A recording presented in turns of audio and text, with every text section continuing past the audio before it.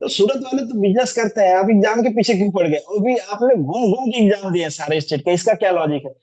मतलब पैसे की लालच।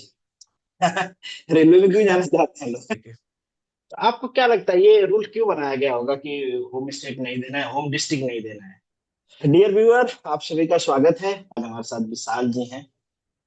इनके बारे में मैं दो वर्ड कहूंगा, बाकी इन्हीं से जानेंगे। मल्टी डायमेंशनल है, मल्टी टैलेंटेड है। यू नेम द एग्जाम, ये कहेंगे मैंने एग्जाम दिया है और क्वालिफाई भी किया है। थोड़ा सा डिटेल में बताइए आप कि कैसे स्टार्ट हुआ ये सब। सर, थैंक यू, आपने मुझे यहाँ पर अपॉर्चुनिटी दिया। मीन्स लोगों को थोड़ा बोलने का कि क्या है, कैसे तैयारी करेंगे। तो सर, सबसे पहले तो बता दूं कि मैंने जो अपना बीई किया है वो गवर्नमेंट इंजीनियरिंग कॉलेज भरूच से किया है 2017 में। और मैं सूरत का हूँ। और उसके बाद में 2019 में एमटेक किया है एनआईटी रायपुर से, थर्मल इंजीनियरिंग से। उसके बाद मैंने जो एमटेक में एडमिशन लिया था उसके लिए मैंने गेट एग्जामिनेशन क्रैक किया था, वहां से मुझे मिला। उसके बाद सबसे फिर मैंने 2018 में ही एग्जाम दिया था जीएससीएल का। उस समय मैं क्रैक कर लिया था, लेकिन मैंने अपना एमटेक कंटिन्यू रखा। उसके बाद मैंने फिर उसके बाद जो एग्जाम आती है रेलवे की वो निकाली। उसके बाद साथ साथ जॉब रेलवे के साथ जेई की साथ बात कर मैं रहे थोड़ा वो। जी सर। हैं, आरआरबी जेई की बात कर रहे हैं। हाँ, आरआरबी जेई का निकाला था। उसके बाद में साथ साथ में मेरी पोस्टिंग थी Kevadia statue of unity, okay. जो जो मतलब अभी ड्रीम प्रोजेक्ट है मोदी जी का और डेवलप हो रहा है एरिया। उसके बाद में साथ साथ प्रिपरेशन की, तो फिर मैंने और भी एग्जाम निकाला है। उसके पहले मैंने इसरो निकाला था। जो यूपी पीएससी एई होता है, वो मतलब मैंने वहां पर क्वालिफाई किया, इंटरव्यू दिया। यूपी पीएससी का लेक्चरर का पोस्ट होता है, वो भी आया था कुछ साल, कुछ 7 या 5 साल 6 साल बाद आया था। वो भी मैंने दिया। फिर झारखंड पब्लिक सर्विस कमीशन में असिस्टेंट इंजीनियर का भी मैंने इंटरव्यू दिया। उसके बाद में मीन्स मैंने फिर जीपीएससी की और भी मतलब फोकस किया कि यहाँ भी एग्जाम देते हैं। तो जीपीएससी मैंने सबसे पहला एग्जाम निकाला था जीएमबी गुजरात मैरीटाइम बोर्ड 2023 में। उसके बाद में मैंने सर 2024 में जीडब्ल्यूएसएसबी जो Gujarat water supply and sewerage board का एग्जाम दिया था, वो निकाला, जिसमें मेरी रैंक 2 आई थी। ओके। और उसके बाद मैंने और एग्जाम दिया था, तो उसमें जो रिसेंट एग्जाम निकाला है वो जो जो जड़ संपत्ति है, कल्चर डिपार्टमेंट का, वो एग्जाम निकाला, उसमें रैंक 3 आया है। और उसके बाद मैंने ईएससी एग्जामिनेशन भी दिया था 2025 का, वो भी मैंने क्वालिफाई किया है, प्रीलिम्स मेंस दोनों। और इंटरव्यू मैंने दिया है। और इसी साथ साथ 2024 में मैंने इसरो का भी इंटरव्यू दिया है। तो सर, मल्टी एग्जाम तो निकाले ही हैं और जर्नी जस्ट चालू हुई है, मतलब बेसिक कॉलेज लेवल से। और बस कुछ था कि कुछ एग्जाम निकालना है, देखना है कि अगर हम ट्राई करते हैं तो कहाँ तक पहुंच पाते हैं। तो सूरत वाले तो बिजनेस करते हैं, आप एग्जाम के पीछे क्यों पड़ गए? और भी आपने घूम घूम के एग्जाम दिए सारे स्टेट के, इसका क्या लॉजिक है? अब जैसे ये गुजरात है तो बॉर्डर शेयर करता है महाराष्ट्र के साथ, आपका राजस्थान के साथ। तो आप राजस्थान का एग्जाम दे लेते, बॉर्डरिंग स्टेट है। आप महाराष्ट्र का, आप यूपी भी पहुंच गए, आप झारखंड भी पहुंच गए। मतलब क्या डिसाइड किया आपने? सारे एग्जाम, सारे स्टेट के एग्जाम देने हैं? नहीं, सारे एग्जाम तो नहीं सर, बेसिकली जो होम स्टेट बिहार था, तो बिहार के जो नेबर ने, बिहार में वैकेंसी आई नहीं थी। आती नहीं जनरली, मतलब मैकेनिकल में कम आती है, सिविल में ज्यादा आती है। तो जो जो नेबरिंग स्टेट था झारखंड, वहां भी दिया, यूपी वहां भी दिया। तो जो नेबरिंग स्टेट दे लिया, फिर जहाँ से है हम लोग, मतलब जहाँ रह रहे हैं, जहाँ से बी किया है, मतलब फिर वहां भी ट्राई किया कि वो भी एक बार दे देते हैं। और गेट भी सर 3 बार दिया है, तो ऐसा कुछ फोकस नहीं था, बस एग्जाम था, मतलब था कि भाई फॉर्म भरे, हम तैयारी कर रहे हैं। तो देखते हैं कहाँ तक जा पाते हैं, एक्सपीरियंस मिलेगा, नहीं होगा तो होगा तो अच्छा है, लेकिन सक्सेस बहुत सारा मिला। और इस बार तो जो मैंने पिछले 4 5 साल से ईएससी का एग्जामिनेशन नहीं दिया था, क्योंकि जो रेलवे सर्विस थी, IRMS, Indian railway management service, वो नहीं आई थी 2019 के बाद। 5 साल बाद लगभग वो फिर से आई है। इसलिए मैंने 2025 में सोचा कि एक बार और दे देते हैं। तो उसने प्रीलिम्स मेंस तक पहुंच गया, इंटरव्यू दिया, कुछ मार्क्स से रह गया था। मतलब पैसे की लालच। रेलवे में क्यों जाना चाहते हैं लोग? नहीं, रेलवे सर, रेलवे ऐसा जॉब है जो ग्रुप ए गेजेटेड है और आपको अपना होम स्टेट मिल जाएगा। अच्छा। ये इंपॉर्टेंट है। बाकी जो डिपार्टमेंट्स है, आप बोल सकते हैं इंडियन नेवल मैनेजमेंट, बीआरओ है, CPWD, central water commission, centre engineering जो भी, तो उसमें आपको होम स्टेट कम होता है, क्योंकि उसमें मोस्टली जो पोस्टिंग होती है वो कैसी कैपिटल्स में होती है, तो आपको मतलब अपना स्टेट का होम स्टेट कैपिटल मिल जाए, और मिल भी गया तो ट्रांसफरेबल है। रेलवे में आपको मिल गया तो जब तक आप जेजी ऑफिसर नहीं होते, जूनियर एडमिनिस्ट्रेटिव ग्रेड, जिसको लेवल 12 कहते हैं, तब तक आपका एक बार जोन फिक्स हो गया, मान लीजिए वेस्टर्न, तो वेस्टर्न में तो गुजरात आ गया, मतलब कुछ पोर्शन आ गया मुंबई का, महाराष्ट्र, और कुछ आ गया राजस्थान का, एमपी का भी कुछ कुछ आ गया, तो वहां तक आपको, जब तक आप मतलब जेजी के ऊपर ना जाए, यानी लेवल 13, तो आपका ट्रांसफर नहीं होता है।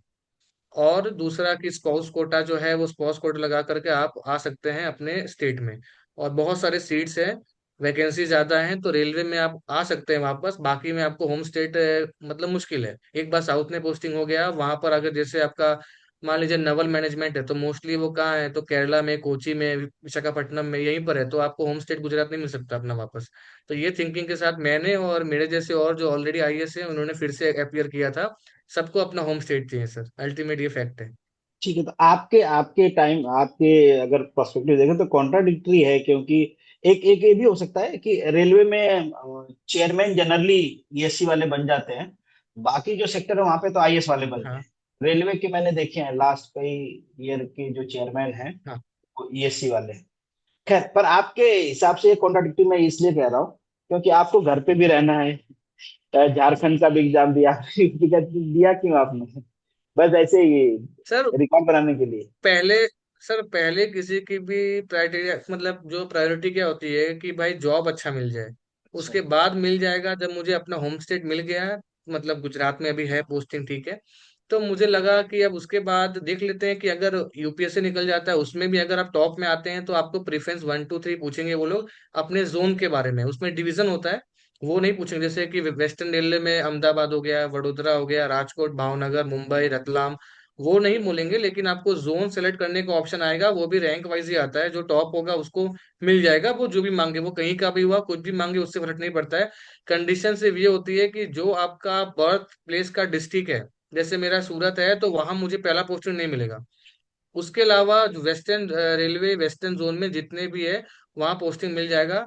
तो सर पहले क्राइटेरिया किसी की भी रहती है कि जॉब कहीं भी मिल जाए, अंडमान निकोबार से लेके लेह लद्दाख मिल जाए, लेकिन उसके बाद हर कोई कहाँ चाहेगा कि अपने होम स्टेट में तो आ ही जाए, और जनरली पोस्ट के साथ कॉम्प्रोमाइज नहीं करे। तो वहां भी आपको जो पहला पोस्ट मिलता है रेलवे में, वो मिलता है एडीएमई, ठीक है, मतलब जो डिविजनल मैकेनिकल इंजीनियर होगा, फिर जो डीएमई होगा, डिविजनल मैकेनिकल होगा, पहले एम असिस्टेंट, फिर सीनियर डीएमई होगा, सीनियर डिविजनल मैकेनिकल इंजीनियर, तो जनरली सीनियर डीएमई तक आपको आपका होम स्टेट ही रहता है। उसके बाद भी ज्यादा दूर नहीं आपको रखेंगे, अनलेस एंड अनटिल कोई रिक्वायरमेंट हो, या फिर कुछ प्रॉब्लम हो काम को लेके। तो आपको क्या लगता है ये रूल क्यों बनाया गया होगा कि होम स्टेट नहीं देना है, होम डिस्ट्रिक्ट नहीं देना है?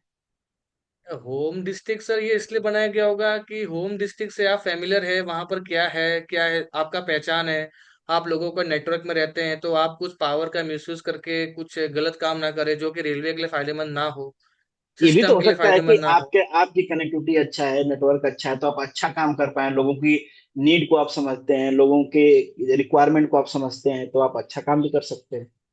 हाँ सर, लेकिन अब सेंट्रल गवर्नमेंट में कोई भी होगा, उसका यही है कि भाई आपको आपका जो बर्थ प्लेस का डिस्ट्रिक्ट है, जो होम डिस्ट्रिक्ट है, वो तो नहीं मिलेगा। अगर इसका होम स्टेट मतलब मिल गया डेफिनेट। इसका मतलब सरकार भी आप लोगों पे डाउट करती है कि हमारे जो एम्प्लॉय हैं वो काम ठीक से नहीं करेंगे। इसका अब मतलब तो सर ये भी बनाया होता गया है है। ये हो सकता है सर, लेकिन यही रूल बनाया गया है, अभी यही चल रहा है कि भाई ये मतलब नहीं मिलेगा, नहीं, बट पहला पोस्टिंग की बात हो रही है सर, उसके बाद मिल सकता है, ऐसा नहीं है। मैं 10 साल आपका बाद, बारह ओपिनियन साल मैं आपका ओपिनियन तो नहीं हाँ पूछूंगा क्योंकि आप ऑलरेडी गवर्नमेंट जॉब में हो, तो थोड़ा कॉन्ट्राडिक्टरी हो जाएगा, पर आजकल न्यूज में हम लोग देख भी रहे हैं एआई का किस तरीके से यूज और मिसयूज किया जा रहा है, किस तरीके से हम्म, प्रेसिडेंट अवार्ड लिए जा रहे हैं। हाँ तो ये भी एक क्वेश्चन मार्क है गवर्नमेंट सर्वेंट जो लोग हैं और जो बच्चे तैयारी कर रहे हैं उन पे भी है कि भाई एथिक्स, मतलब आप अपने लिए तो जॉब सिक्योर कर रहे हैं, पर जिनकी सेवा के लिए आपको अपॉइंट किया जा रहा है उनकी सेवा कितना हो रही है, पर्सनल मेवा कितना चल रहा है। खैर, हम लोग उस पर डिस्कशन नहीं करेंगे आपसे क्योंकि आप ऑलरेडी सर्विस में हो। आ, तो थोड़ा अपने फैमिली की बैकग्राउंड बताइए, आपकी कैसा प्रिविलेज फैमिली से हो आप, या मिडिल क्लास, या लोअर मिडिल अ, क्लास स्ट्रगलिंग? सर मतलब पहले तो स्ट्रगलिंग था, लेकिन उसके बाद जो मेरा बड़ा भाई है, उन्होंने एमटेक किया है आईआईटी रुड़की से, वो उसमें गोल्ड मेडलिस्ट है। तो हम्म। उनका सबसे पहले जो मतलब सिलेक्शन है वो लेवल 10 में ही हुआ था दिल्ली में। अच्छा। और उनके जो लेंथ ऑफ किस कौन सर्विस से एग्जाम में? 11 है। अच्छा, ईएससी वो में। उन्होंने पहले गेट, नहीं अच्छा। गेट, पहले गेट दिया, उसके हम्म। बाद में जीसी यहीं से गवर्नमेंट इंजीनियरिंग कॉलेज से बी किया था। हम्म। गेट के थ्रू उनका रैंक आया था 191। वो मतलब उस रैंक से हाँ, उन्होंने आईआईटी रुड़की में एमटेक अच्छा। किया था, मतलब जो एमटेक एडमिशन लिया था 2007 में, हम्म। 2009 में उनको प्लेसमेंट लग गया गवर्नमेंट में पीएसयू अच्छा। में, वो अभी दिल्ली में है। तो उनका जो मतलब इनटेक सिलेक्शन हुआ था वो हुआ था मतलब लेवल 10 पे, जो कि मतलब ऑफिसर ग्रेड का रैंक होता है इनटेक का। उसके बाद अभी उन्होंने प्रमोशन लेके लेवल 13, यानी 11 साल में लगभग 3 प्रमोशन लेकर के लेवल 13 पे पहुंच गए। अभी वो प्रिंसिपल साइंटिस्ट बन गए सर। तो मतलब आप बताना और चाह रहे उसके हैं कि बाद आपके सर, पास पैसे पैसे बहुत थे, स्ट्रगल नहीं था जिंदगी पैसे तो में। सर नहीं पैसे तो सर कब, जब मतलब भैया का जॉब लग गया उसके बाद सर थोड़ा बहुत, लेकिन उसके पहले तो स्ट्रगलिंग थे। और जो मेरे सर जो जीजा जी हैं वो भी आईआईटी दिल्ली की एमटेक की है। तो जो फैमिली फाइनेंशियल तो उतनी नहीं, बट एजुकेशनल में सर स्ट्रांग थी। तो ये मतलब अंकल बचपन में क्या खिलाते थे अंकल जी आप लोगों को?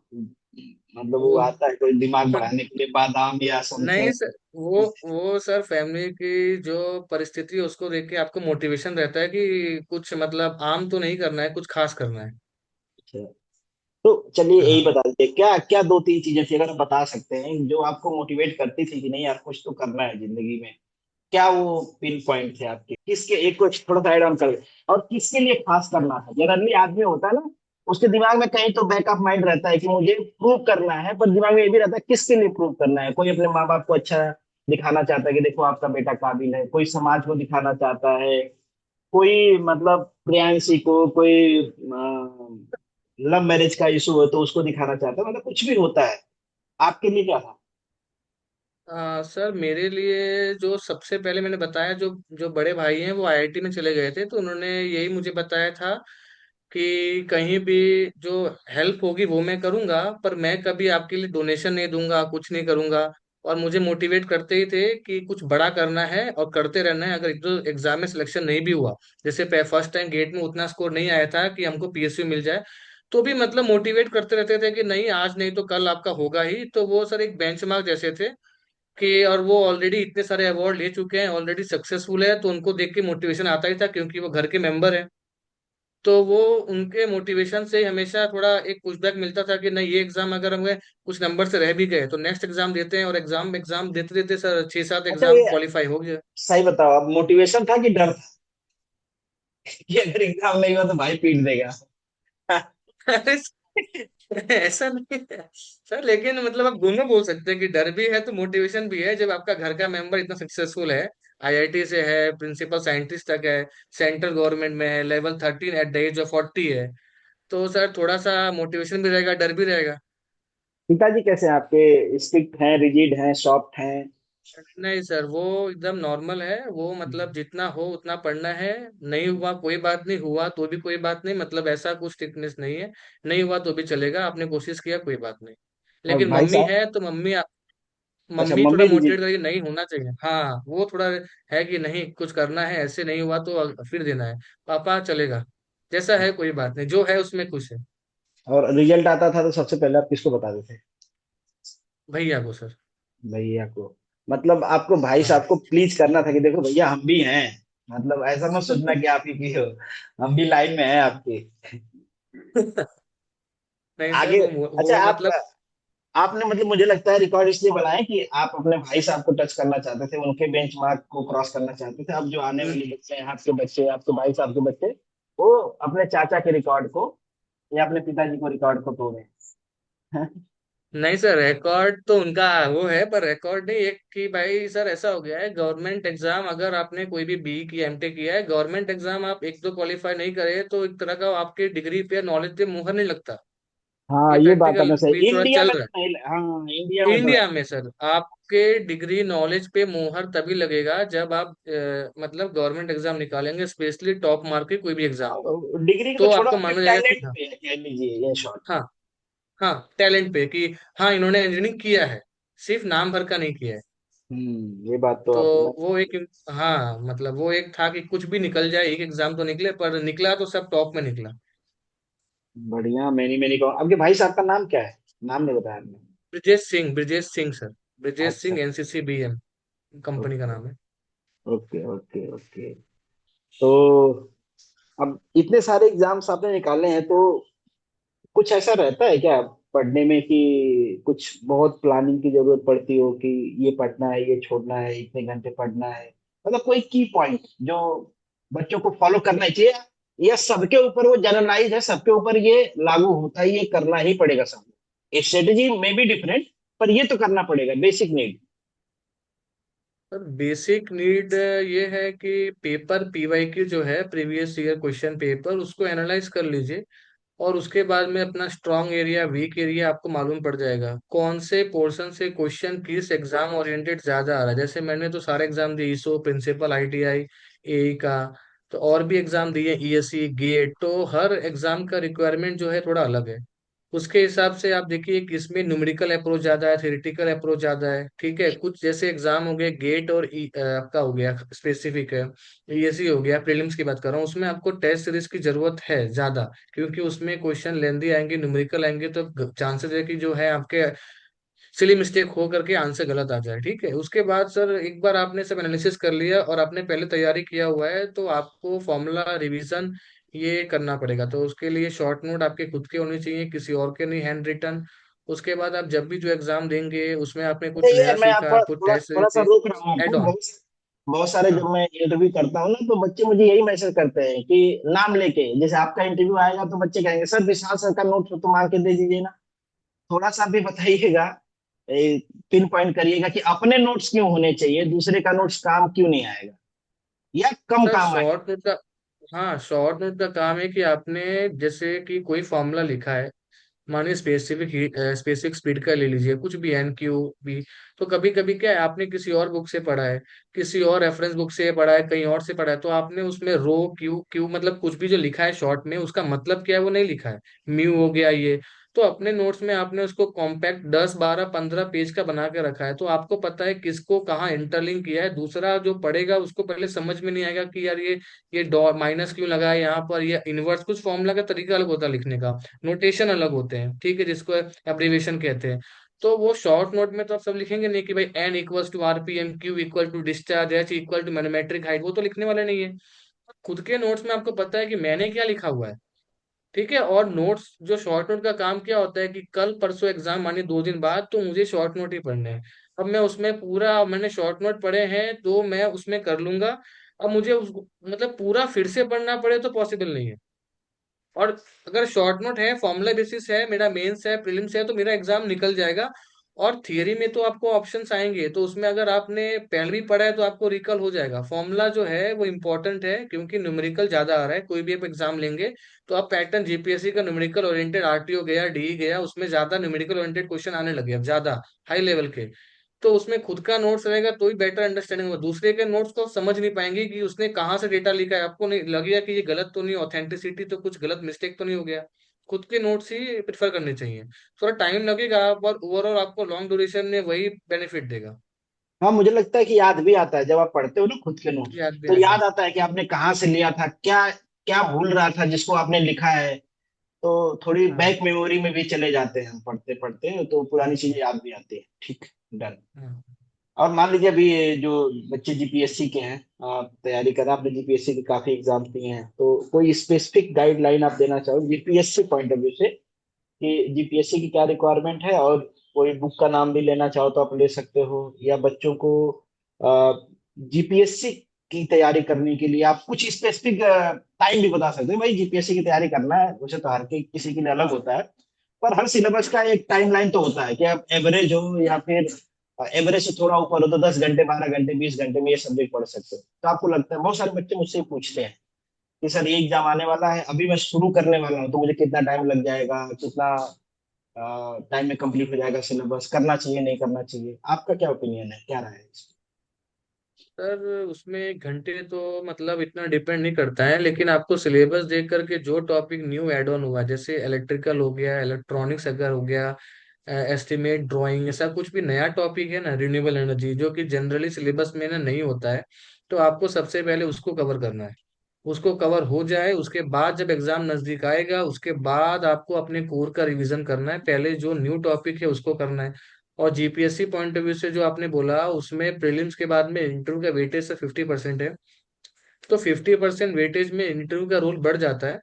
जो रिसेंट अभी जीपीएससी के मार्क्स अलॉटमेंट है उसको देखते हुए, अगर पहले मैं भी एक दो बार गया था बिना प्रिपरेशन के पढ़ के, मतलब स्पेसिफिक जिसका आपको, मानिए आईटीआई प्रिंसिपल हो गया, ईसो हो गया, कल्चरल डिपार्टमेंट हो गया, आपका पानी पुरोठा, जीएमबी, कुछ भी ये डिपार्टमेंट का जिसका आप इंटरव्यू उसका स्पेसिफिक पढ़ के जाना पड़ेगा आपको। वो आपसे ये एक्सपेक्ट करेंगे कि ये जो कैंडिडेट है ये यहाँ आना चाहता है तो इन्होंने मेरा वेबसाइट, मेरे बारे में सब कुछ पढ़ रखा होगा, इनको सब आता होगा, ये लोग एक्सपेक्ट करते हैं। बाकी सर इसमें जो डिफरेंस कहाँ आता है, जो यूपीएससी है या कोई भी यूपीपीएससी ले लो आप, झारखंड या एमपी, वो लोग कभी भी ऐसा कोई एग्जाम होता है तो जनरलाइज जो इंजीनियरिंग सर्विसेज होता है उसमें वो लोग ये एक्सपेक्ट नहीं करते हैं, उसमें आपको थ्योरेटिकल क्वेश्चन ही पूछेंगे बुक वाइज। जीपीएससी में सर अलग है पूरा। वहां पर आप जिस जिस डिपार्टमेंट का इंटरव्यू देने जा रहे हैं उसके बारे में जितना हो सके उतना जान के दे। सारे के सारे क्वेश्चन उस रिलेटेड ही पूछते हैं, जो प्रोफेसर होंगे वो भी पूछेंगे उसी डायरेक्शन में, और जो मेंबर वहां से आया हुआ है, ठीक है, उस पर्टिकुलर डिपार्टमेंट का, वो तो पूछेगा ही, लेकिन ये थोड़ा इंटरव्यू अलग होता है। जिसका एक्सपीरियंस है, मतलब थोड़ा सा आइडिया है, उसको एक अपर एज मिलता है, क्योंकि वो लोग किताबी चीज ज्यादा नहीं पूछते वहां पर। और क्वेश्चन सब नए होते हैं, on the spot cross question होते हैं, इन डेप्थ होता है, तो फिर केस बेस आपको कुछ दे देंगे, तो आपको क्या है, जितना हो सके उतना ट्राई करना है, अगर आपको नहीं आ रहा है तो परमिशन लेके गैस करना है, गैम्बल भी नहीं करना है और क्विट भी नहीं करना है। और जो कम्युनिकेशन स्किल हो गई, आपका technical knowledge, confidence, body language, decision making ability, ये सब उनको दिखनी चाहिए इंटरव्यू में कि नहीं ये बंदा एथिक्स मतलब इंटीग्रल रहेगा। और जो आपने बुक का कहा, बुक में सर, रेफरेंस बुक में अगर आपको कोई भी, जो आपने प्रिपरेशन की हो पहले किसी बच्चे ने, उसने अपने नोट्स बनाए हो तो रेफरेंस बुक की जरूरत नहीं है, लेकिन अगर नहीं बनाए हैं तो अगर उसको किसी टॉपिक की बुक में जरूरत है तो ही उसको रिफर करे, क्योंकि वो थोड़े जो लैंग्वेज होंगे वो टफ होंगे, हार्ड होंगे, और समझने में टाइम बहुत जाएगा। लेकिन जो सिंपल मैं बुक की बात बताऊं जो कि इजी होती है, उसमें आप मान सकते हैं हीट ट्रांसफर के पीके नायक, थर्मल हो गया, पावर प्लांट में पीके नायक हो गया है, स्वाम टॉम में तो बहुत सारी बुक है, जैसे जो मशीन डिजाइन में वी भंडारी है, बाद में इंडस्ट्रियल इंजीनियरिंग में ओपी खन्ना है, प्रोडक्शन में आपको मटेरियल साइंस में कैलिस्टर है। ऐसे बहुत सारे बुक तो हैं, आपको एफए में मिल जाएगा, अपना जो आर के बंसल बुक मिल जाएगा। तो वो तभी पढ़े जो आपको लगे कि ये टॉपिक मुझे नहीं समझ में आ रहा है, वरना रेफरेंस बुक तो आपको बहुत मिलेंगे, लेकिन आपका टाइम भी क्रूशियल है। अगर कोई जॉब के साथ पढ़ रहा है तो उसको इतना टाइम नहीं है कि रेफरेंस बुक भी पढ़ ले, जो टॉपिक नहीं समझ में आए उस वही रेफरेंस बुक से पढ़े। और टेस्ट सीरीज लगाए, टेस्ट सीरीज में जो भी गलती आपको लग रही है या फिर कुछ भी जो क्वेश्चन नहीं मिले हैं उसका वैल्यू एडिशन अपने शॉर्ट नोट में करते रहे, short note up to date रखें हर एग्जाम को, जो एग्जाम आपने नहीं भी दिया है, मानिए जीपीएससी में भी अगर उसमें एग्जीक्यूटिव डी डबल ई की, बाद में एई की, डबल ए की एग्जाम आती है डिफरेंट डिपार्टमेंट्स की, तो उसमें देख लीजिए कि अगर मैंने एग्जाम नहीं भी दिया है तो कुछ क्वेश्चन अगर इसमें से पूछे हैं तो किस टॉपिक के और है, तो मैं उसमें ऐड ऑन कर लूँ शॉर्ट नोट्स में। तो वैसा करके आप मतलब एक शॉर्ट नोट को मतलब ऐसा बनाए कि ये जो मैं पढ़ के जाऊंगा सारे एग्जाम मुझे बेनिफिट होगा ओवरऑल। और जो क्वेश्चन जो सब्जेक्ट सिविल के सेम है, लाइक एफएम सॉम हो गया, इंडस्ट्रियल हो गया, तो उसको भी देखते थे कि सिविल में क्या क्वेश्चन पूछ रहे हैं, मतलब किसी टॉपिक से आइडिया हम्म। आएगा आपको बेटर। बेटर आइडिया आएगा, कई बार वो रिपीट भी हो जाते हैं। यूपीएससी वालों को रिपीट भी हो लगता है कि जाते हैं। चलो सिविल वालों को पूछा तो मैकेनिकल वालों से भी पूछ लेते हैं। हाँ ऐसा होता है। अच्छा, चलिए। आप कोई दो तीन पॉइंट करके मुझे बता दीजिए बच्चों को कि जो करना ही करना है एग्जाम में। जैसे आपने बताया कि टेस्ट सीरीज लगानी है, यू हैव नो ऑप्शन हाँ अगर आप अपने गलती को कम करना है। एक है कि मैंडेटरी है मेरे हिसाब से, आपके हिसाब से भी लग रहा है मैंडेटरी, कि नोट्स बनाने हैं। मतलब हवा हवाई नहीं पढ़ना है कि एक बार पढ़ लिया हाँ। उपन्यास की तरह, फिर आधा याद है आधा भूल गए, कोई बात नहीं। तो नहीं, एक नोट्स एग्जाम बनाने के पहले जो, हाँ, एग्जाम के पहले सर जो रिवीजन करना ही है, नहीं तो पूरा वेस्ट हो जाएगा। पूरा वेस्ट हो जाएगा, ठीक। एक नोट्स हो गया, हाँ। एक टेस्ट सीरीज हो गया, और कोई मैंडेटरी चीज है जो करना ही चाहिए, सबके ऊपर अप्लीकेबल होता है? हाँ सर, ये नोट्स और टेस्ट सीरीज तो आपने कहा, इसका मतलब प्रीलिम्स या मेंस का, उसके बाद जो वेटेज 50% इंटरव्यू है, इंटरव्यू का। उसमें खाली, उसमें हमको खाली ऐसा मॉक इंटरव्यू लेकर के सेटिस्फाइड नहीं रहना है कि मॉक इंटरव्यू में मेरा इतना आ गया, जो भी 70 75 80 तो मेरा रियल में आ ही जाएगा। क्योंकि हम्म। रियल डिफरेंट होगा, आपको सारे एंगल सारे क्वेश्चन जो है आपको मतलब आइडिया होना चाहिए कि टॉप 100 क्वेश्चंस क्या होंगे, जो कि मैं अपना बैकग्राउंड बताऊंगा, अपने बारे में बताऊंगा तो मुझे पूछ सकते हैं। तो 100 क्वेश्चन तो तैयार करके जाना है, उसके बाद वहां पर केस बेस आपको सोच के आंसर देना है। और गलत आंसर देने से बचना है। इंटरव्यू मतलब एक अच्छा खासा प्रिपेयर करके जाना है। बिना इंटरव्यू में अच्छे मार्क्स लिए, क्योंकि आजकल जो रेंज है जीपीएससी का वो 10 से लेकर बहुत के बढ़ 90 गया। तक का है, उससे भी बड़ा है। तो 99 10 से तक। 90 के रेंज में, 99 99 तक 98 तक जो भी है, तो। तो हाँ। और 5 मार्क्स में मिल जाएंगे, तो 5 से लेके 95 90 जो भी 96 तक नंबर जाएंगे, तो जो इंटरव्यू का वेटेज जो ज्यादा है उसके लिए एक मतलब एक डायरेक्शन में होना चाहिए गाइडेंस। तो जिसने भी ज्यादा इंटरव्यू दिया है उसको पूछे कि भाई कैसे किस में नंबर लाए हैं, सामने वाले को अपने बारे में क्या बताया क्या नहीं बताया, और अगर बता रहे हैं हाँ, तो यही कौन पे कौन से यही पे क्वेश्चन आ इसी सकते पे हैं। मैं आ रहा था कि इंटरव्यू को मैनिपुलेट आपके हिसाब से कैसे किया जा सकता है अपने फेवर। मैनिपुलेशन मतलब गलत डायरेक्शन में नहीं, हम चाहते हैं कि इंटरव्यू हमारे फेवर में जाए, तो हमको क्या बताना चाहिए जब वो हमसे पूछते सर हैं हमको हमारे ये, बारे में या कुछ बेसिक। हाँ तो हमको सर जो लग रहा है बताने योग्य है, जैसे किसी ने एमटेक किया है, उसको लग रहा है कि मुझे एमटेक का प्रोजेक्ट याद नहीं, क्योंकि प्रोजेक्ट मुझे ही पूछा था।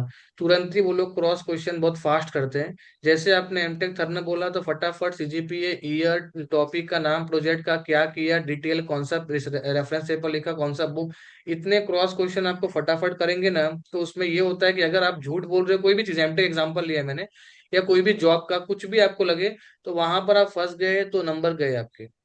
नंबर गए, हो सकता है सिलेक्शन भी ना हो, इतने नंबर चले गए। तो कुछ भी ऐसा नहीं बोलना है जो आपको ना पता हो, ना यानी आता हो। अवॉइड ही करना है।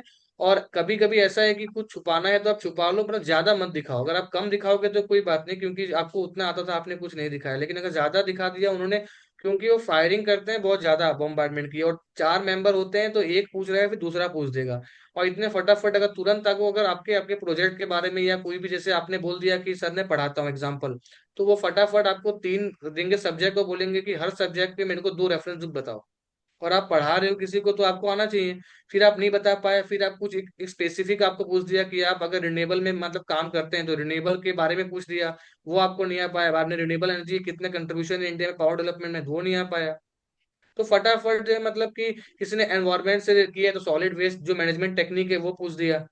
तो वो क्रॉस क्वेश्चन इतना फास्ट पूछेंगे, और जहां पर आप पटके वो मानेंगे कि भाई इनको आता ही नहीं है। तो जो अपने बारे में बताओ, जितना पता है उतना बताओ, अगर लग रहा है कॉन्फिडेंस नहीं है तो स्किप कर दो। और जो जहां का है, जैसे मैंने केवड़िया में काम किया है तो सरदार सरोवर डैम वहां पर है, फेमस है। उसके बारे में जैसे कितना उसका मतलब एम्बैंकमेंट एरिया हो गया, कितना पावर जनरेशन कैपेसिटी है, किस किस को सप्लाई करता है पावर, कौन कौन से स्टेट में पानी भी जो मतलब शेयरिंग होता है, जो बिजली की शेयरिंग तो पता ही है, क्या पाइपलाइन है, बल्क पाइपलाइन है, उसके बारे में पता ही होना चाहिए, क्योंकि पहला क्वेश्चन तो वही आएगा। पहला क्वेश्चन जो जहाँ का है वहीं का आएगा। तो अपने बैकग्राउंड के बारे में तो 50 से 30 क्वेश्चन सोच के रखने, ये मुझे वो पूछ सकते हैं। और नहीं पूछे तो ठीक है। दूसरा बात है, वो एक और क्वेश्चन पूछेंगे जो अगर आपको लग रहा है कि मैं अगर थोड़ा ही मतलब हाई ग्रेड में जा रहा हूँ या सेम ग्रेड में जा रहा हूँ, तो why do you want to cease the job, your current job is better than your current, मतलब जहाँ जाना चाहते हो बेटर नहीं है, आपकी करेंट जॉब बेटर है, तो फिर बाद में अगर हाँ, आपको एक remote suitable location answer posting, सोच के रखिए। हाँ, ये सब रिमोट लोकेशन पोस्टिंग मिली तो आप जॉब करोगे नहीं करोगे, कैसे हैंडल करोगे। वो जिस पोस्ट के लिए जा रहे हो सबसे पहले वो आपको उस पोस्ट से बैठा देंगे। और जो करेंट हम्म। चेयरमैन है वो उसके बाद डिसीजन मेकिंग देंगे कि आप ये हो, आप डी हो, एग्जीक्यूटिव हो, ए हो, उसके बाद में आपको ये हुआ आप क्या करोगे आप। केस स्टडी बेस्ड क्वेश्चन वो पूछेंगे, उस पे आपके नंबर रखे जाएंगे। तो पहले से थोड़ा सा अलग है और एक्सपीरियंस पे चलता है। तो क्वेश्चंस के जो बोलते हैं ना most reliable question that can be asked का लिस्ट आप खुद प्रिपेयर करो अपने हिसाब से, भले आप उसके लिए गूगल यूज करो, चैट जीपीटी यूज करो, हाँ, जेमिनी यूज करो, ग्रुप से लेकिन बहुत सारे आपको बच्चे पता जो होना। इंटरव्यू दिया है उनसे पूछ लो, जो पहले इंटरव्यू में अपीयर हुए हाँ, उनसे। जो इंटरव्यू दिया है उनसे पूछ लो, और मॉक के क्वेश्चन रिपीट नहीं होने वाले।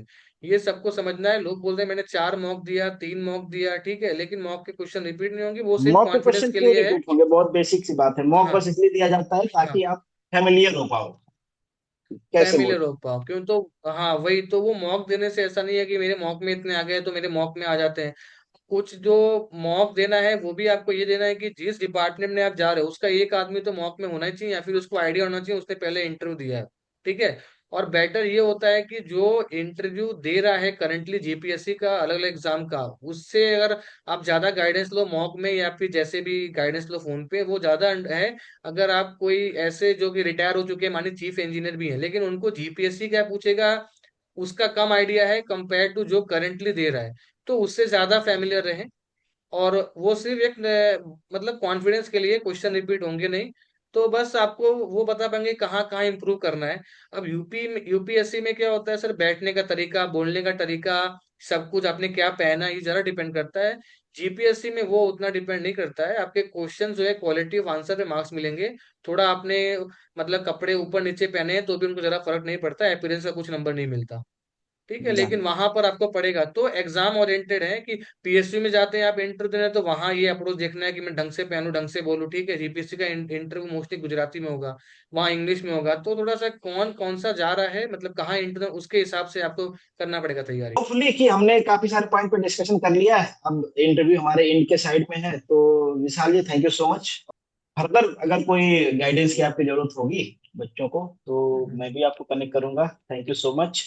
ठीक एंड हमारी तरफ से, है पूरे सर। एकेडमी की तरफ से आपको फ्यूचर की ढेर सारी शुभकामनाएं। खूब सारा सेवा करो थैंक यू आप, सर। हाँ, लोगों की।